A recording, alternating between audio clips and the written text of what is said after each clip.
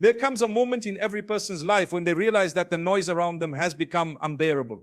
Not just the noise of traffic, voices, or music, but the noise of opinions, judgments, expectations, and endless chatter that fills every corner of existence. We live in an age where silence has become a luxury, where the ability to simply be without speaking, defending, or explaining has transformed into something almost revolutionary.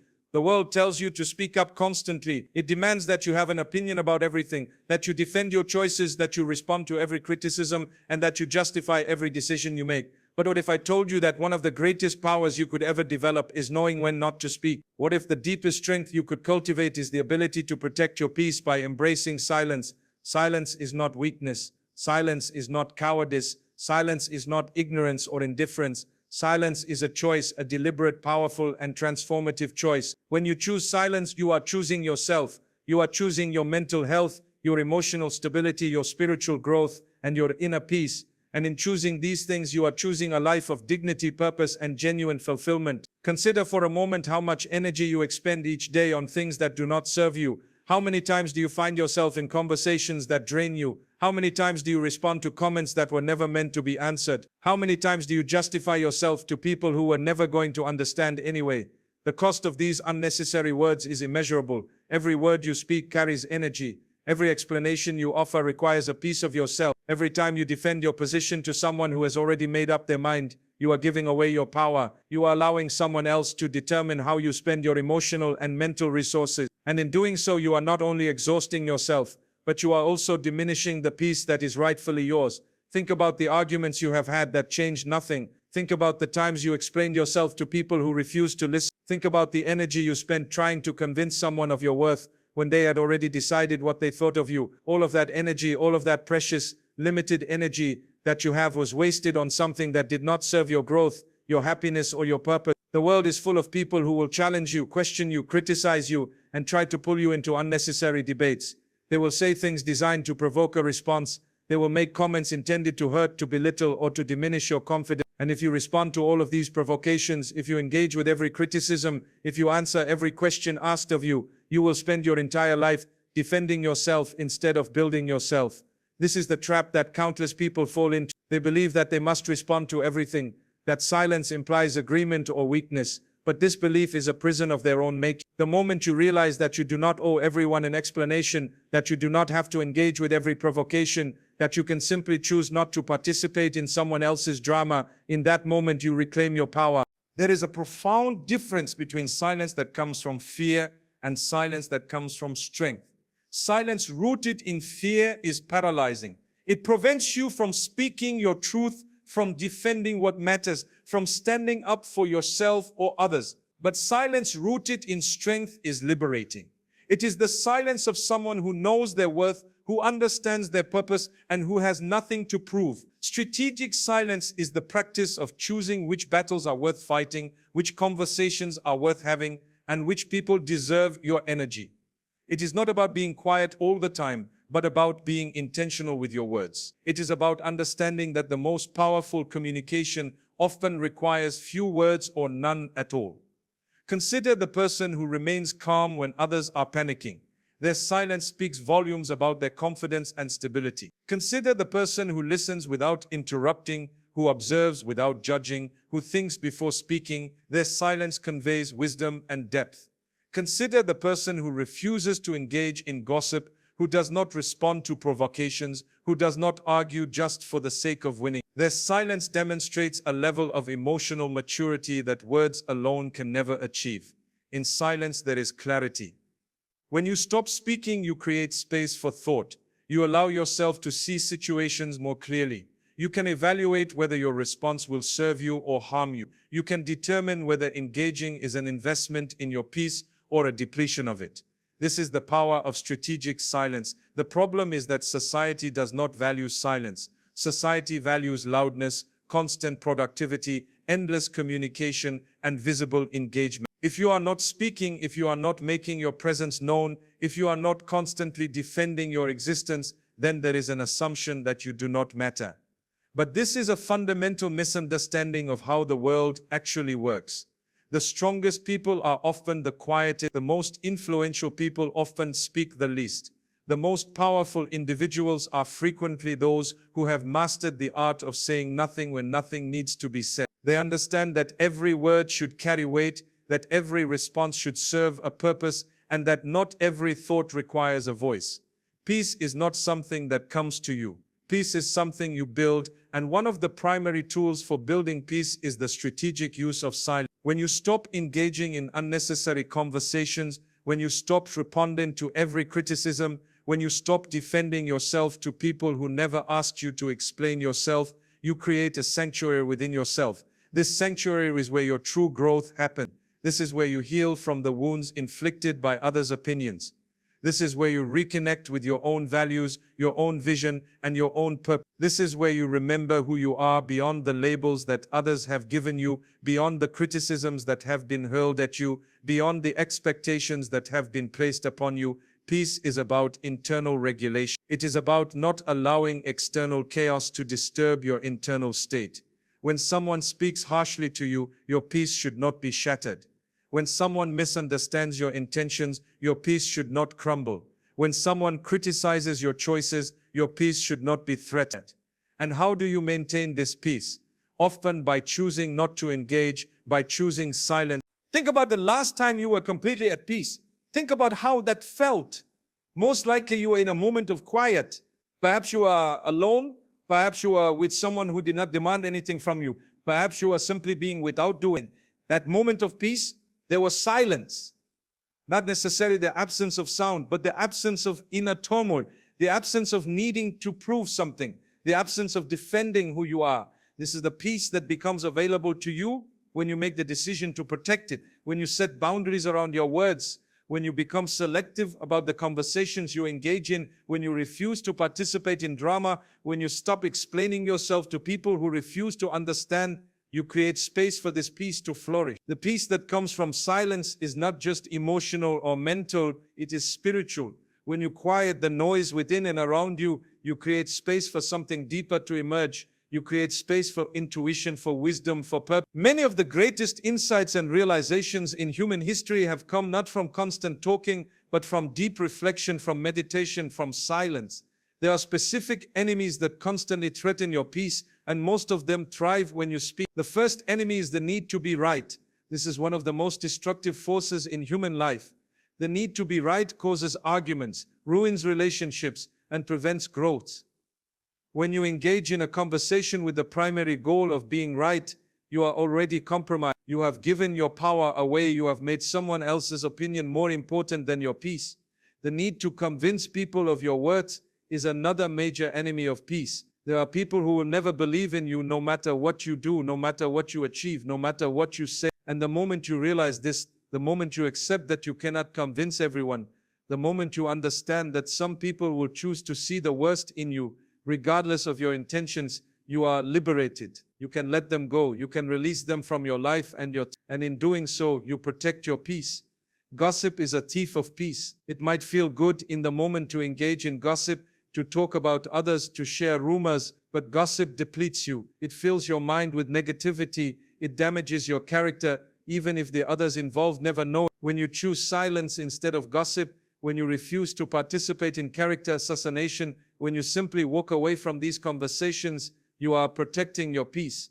Comparison is a murderer of peace. Social media has made this worse, but the human tendency to compare ourselves to others is ancient. When you constantly compare your path, your progress, your appearance, your success to others, you are essentially telling yourself that what you have is not enough. You are placing your worth in the hands of external circumstances and external measurements. Silence in the face of comparison, the refusal to engage with the comparison game, the decision to stop looking at what others have and to focus on your own journey is a radical act of peace. The opinions of people who do not matter are another major enemy.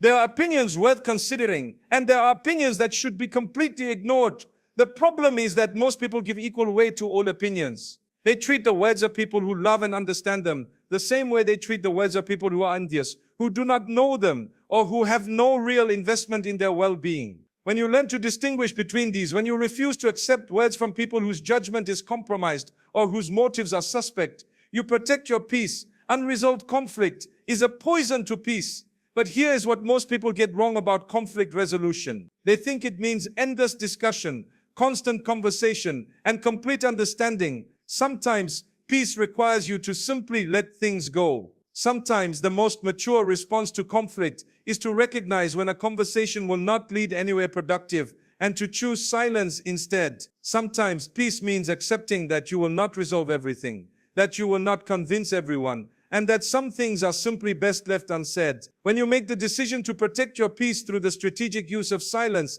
you are making a statement about how much you value yourself.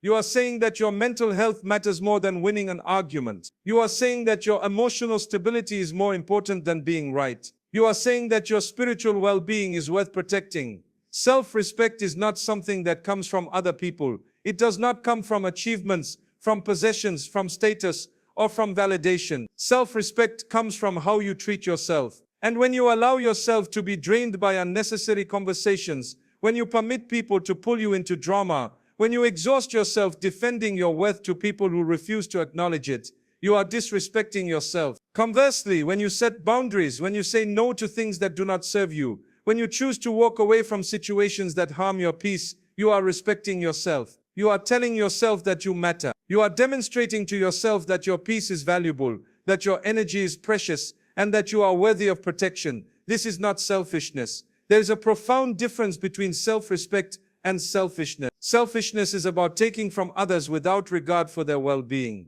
Self-respect is about not giving away what is not yours to give. Selfishness is about demanding that others sacrifice for you. Self-respect is about not sacrificing yourself for people who would never do the same. When you protect your peace through silence, you become better equipped to give to others in meaningful ways. You cannot pour from an empty cup. If you spend all your emotional energy defending yourself, engaging in drama, and participating in unnecessary conflict, you have nothing left to give to the people who truly matter. You have nothing left for your purpose, your calling, or your growth. But when you protect your peace, when you conserve your energy, when you refuse to engage in things that diminish you, you fill your cup. And from a full cup, you can genuinely help others. You can speak words of encouragement from a place of authenticity. You can offer support without resentment. You can make sacrifices without feeling depleted. Silence is not passive. True silence requires discipline and intention. It is far easier to react emotionally, to respond defensively, to engage in heated debate than it is to remain silent. Silence requires that you master your emotions, that you control your impulses, and that you think before you speak. This is a skill that must be developed. It does not come naturally to most people. In fact, most of us are trained from childhood to speak up, to express ourselves, to make sure our voice is heard. We are rewarded for participation, for speaking in class, for making ourselves visible. But the world does not often teach us the value of knowing when not to speak. Developing this discipline requires practice. It requires that you notice your impulses before you act on them. When someone says something that upsets you, before you respond, pause, take a breath, ask yourself whether responding will serve you or harm you. Ask yourself whether this person is worth your energy. Ask yourself whether your response will contribute to your peace or detract from it. Then make a conscious choice. The first few times you do this, it will feel difficult. You will feel the urge to respond, to defend yourself, you will feel the pressure to speak. But if you can resist that urge, if you can remain silent, something remarkable happens. You begin to realize your power. You begin to understand that you are not at the mercy of other people's words. You are not obligated to react to everything directed at you. With practice, this becomes easier. The discipline strengthens. You develop what might be called a strong silence, the kind of silence that does not come from weakness or fear, but from strength and certainty. People can feel the difference. When you are silent because you are afraid, people sense it. When you are silent because you are strong, people sense that too. And most people will respect strength far more than they will respect constant justification and explanation. One of the greatest benefits of silence is that it allows you to observe. When you stop speaking, when you stop defending, when you stop trying to be heard, you can listen, you can watch, you can gather information, you can understand situations and people on a deeper level. Many of the most successful people throughout history have been keen observers. They listened more than they spoke. They watched before they acted. They gathered information before they made decisions. This is not because they were shy or unable to speak. It is because they understood that observation leads to understanding, and understanding leads to better decisions. When you engage in constant conversation, when you are always speaking, when you are always explaining, you are not observing, you are not gathering the information you need to make wise decisions. You are acting from a place of reaction rather than from a place of thought.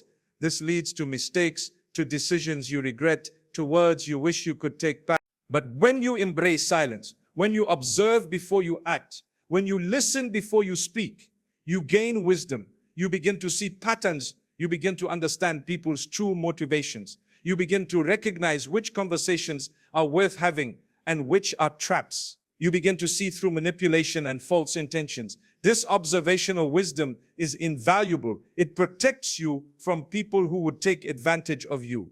It allows you to make better decisions. It prevents you from wasting energy on things that do not matter. And it gives you a clearer vision of your own path and purpose.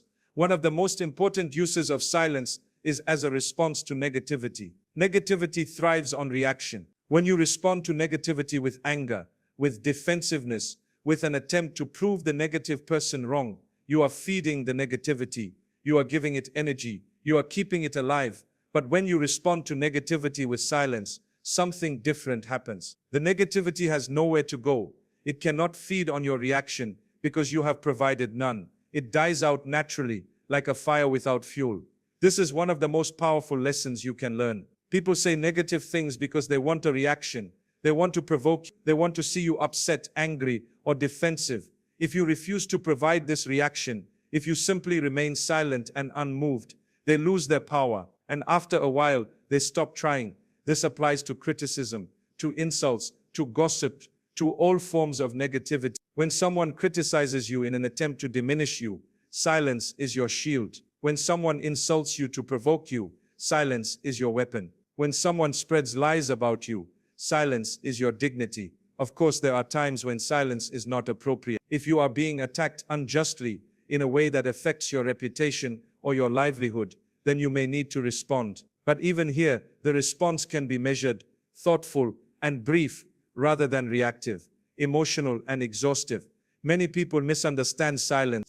They interpret silence as agreement, as weakness, as indifference, or as defeat. This misinterpretation is a gift to you. Let them misunderstand. Let them interpret your silence however they wish. Their interpretation of your silence says more about them than it does about you. Silence does not mean you do not care. It means you care about yourself more than you care about winning an argument with someone who does not matter. Silence does not mean you agree. It means you have decided that agreement or disagreement is not worth your energy. Silence does not mean you are weak.